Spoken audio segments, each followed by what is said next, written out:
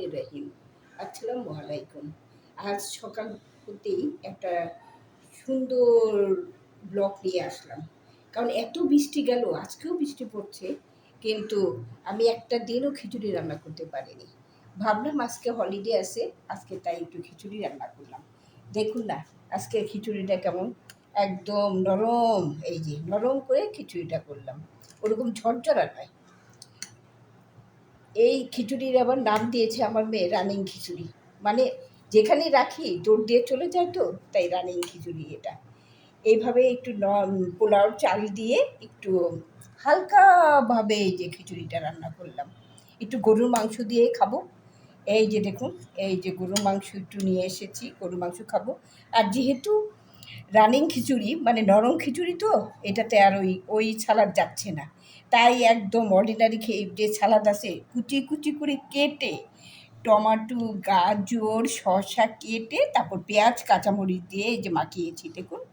আর সাথে একটু সকালবেলা তো নাস্তা ডিম সিদ্ধ থাকবে, কারণ আমার বাসায় আবার খিচুড়ি ডিম ভাজা দিয়ে কেউ খেতে চায় না। এই হলো। আর একটু নাস্তার মধ্যে একটু আম, দেখুন না আমগুলি পাকেনি, এত আম নিয়ে আসছে সবই কাঁচা, তাও কয়েকটা কেটে নিলাম যদি খায়।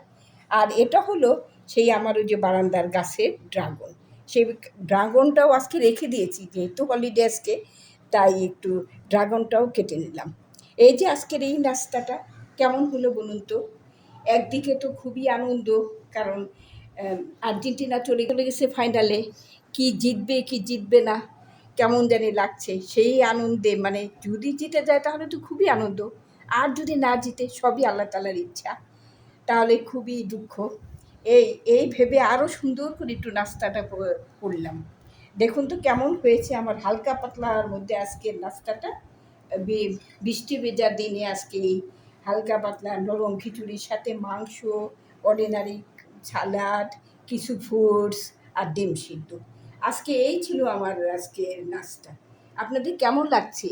যদি নাস্তাটা ভালো লাগে আজকে আমার এই হালকা খিচুড়ি, গরুর মাংস, ফলের মধ্যে গাছের ড্রাগন, এগুলি যদি ভালো লাগে তাহলে একটা সাবস্ক্রাইব দিয়ে দিবেন, তাহলে আমি খুবই খুশি হব। তাহলে আজ এখানেই শেষ করছি, নাস্তাটা খাবো এখন। আল্লাহ হাফেজ।